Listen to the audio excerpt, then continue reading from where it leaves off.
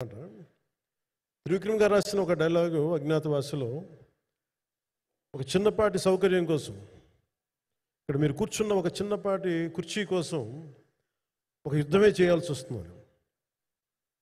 అలాంటిది ఒక సినిమాని చేయడం అంటే ఎన్నిసార్లు మినీ యుద్ధాలు చేయాలి. ఆర్థికంగా కావచ్చు, క్రియేటివ్గా కావచ్చు, వీటన్నిటికీ సంబంధించి. అలాంటిది నేను ఎప్పుడు కూడా సినిమాల్లోకి రాకముందు ఏం రత్నం గారు లాంటి వ్యక్తి నా ప్రొడ్యూసర్ అయితే బాగుండు అనుకున్నాను.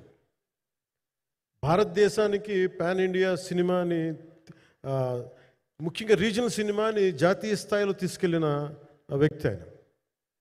తమిళ సినిమాని చాలా ఛాలెంజింగ్ తెలుగులో డబ్ చేసి దాన్ని స్ట్రైట్ సినిమాలతో సమానంగా ఆడేంత సత్తా చూపించిన వ్యక్తి. Film industry creative ability, creative potentiality పెంచిన వ్యక్తి. ఈ సినిమా చాలా ఒడిదుడుకులు ఎదుర్కొంది. 2 కరోనా పరిస్థితులు ఎదుర్కొంది.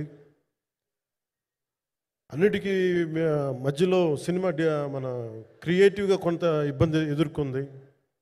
అల్టిమేట్ ఆబ్జెక్టివ్ సినిమా బాగా రావాలని, నేను ఎప్పుడు ఏం చేసినా సినిమా బాగా రావాలనుకుంటాను. ఈ సినిమాకి ప్రత్యేకించి ఆయన తపన చూసి నేను ముఖ్యంగా పొలిటికల్ ప్రాసెస్కి వెళ్ళిపోయిన తర్వాత, పాలిటిక్స్కి వెళ్ళిపోయిన తర్వాత,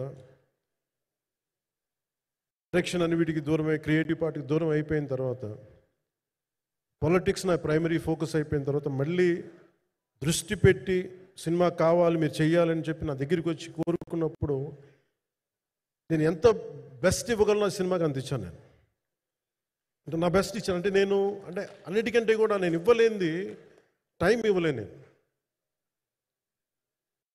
నేను. కానీ అలాంటి పరిస్థితుల్లో ఒక క్లైమాక్స్కి దాదాపు 57 రోజులు షూట్ చేయాల్సి వచ్చింది. మండు టెండ బాగా, ఇట్స్ కైండ్ ఆఫ్ మిడ్ మే, అంటే చాలా పిచ్చి ఎండ అన్నమాట. అలాంటి ఎండల్లో చాలా కాలం తర్వాత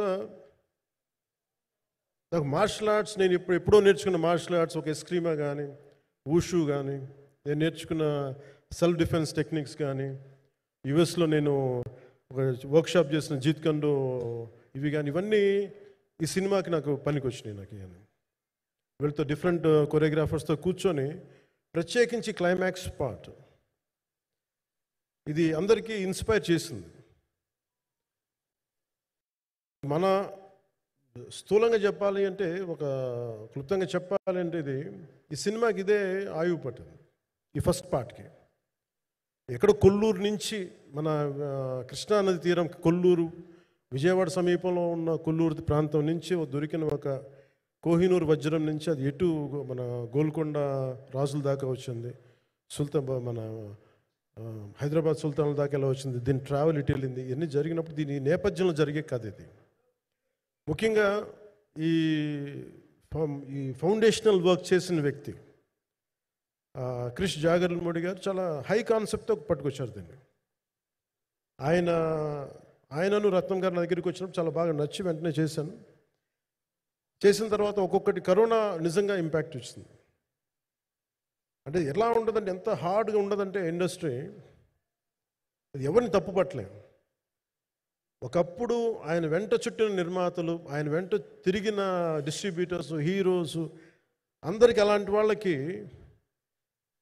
ఒక నిర్మాతగా ఆయన తపన పడుతుంటే నాకు అంటే ఆయన కోసం ఖుషి తీస్తున్నప్పుడు కానీ ఆయనతోటి ఎంత సౌకర్యం ఇచ్చారంటే, అసలు మాకు 1 month ముందు ప్రీ ప్రొడక్షన్ అయిపోయి నాకు అంత సౌకర్యాన్ని ఇచ్చారు. నేను కంపోజ్ చేసిన యాక్షన్ సీక్వెన్సెస్ కానీ, ఫైట్స్ కానీ, ఖుషీకి నాకు ఆల్రెడీ ఒక 1 month 1.5 month థియేటర్ నాకు ఇచ్చేసి, మన సురేష్ ఎఫెక్ట్స్ థియేటర్ మొత్తం ఇచ్చి నాకు అంత లగ్జరీ ఇచ్చిన వ్యక్తి ఆయన నలిగిపోతుంటే నాకు నిజంగా చాలా బాధేస్తుంది. ఒకసారి it is not about money, it's not about success, it's about standing by hmm you trust, who stood for the people, who stood for the industry. నాకు ఎందుకు ఇది మీతో పంచుకోవాలనిపించింది.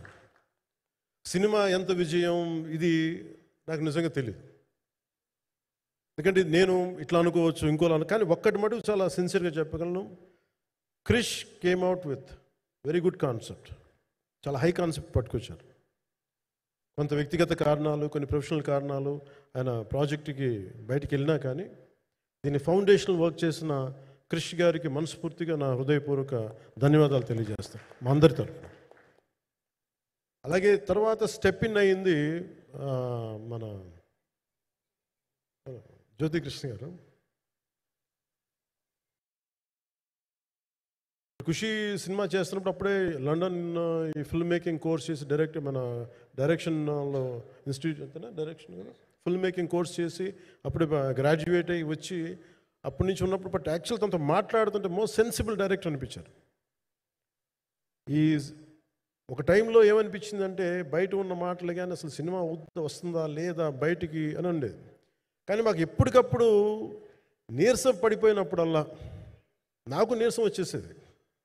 సినిమా అవుద్దా అవ్వదా అనుకున్నప్పుడల్లా దీనికి ప్రాణవాయువునిచ్చిన వ్యక్తి కీరవాణి గారు.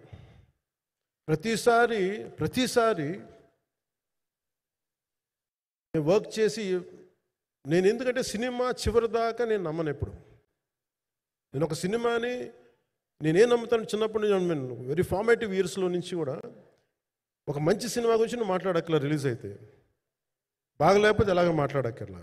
అందుకే నేను ఎప్పుడు సినిమా క్వాలిటీ మీద దృష్టి పెడతాను తప్ప ఇంక మిగతా వాటి మీద మాట్లాడను. అందుకే నాకు ఎప్పుడు ఈ మాట్లాడటం అనే దాని మీద ఎప్పుడు దృష్టి పెట్టలేం. కానీ ఫస్ట్ టైం ఈ సినిమాకి చాలా అవసరం అనిపించింది. అందుకని ఒక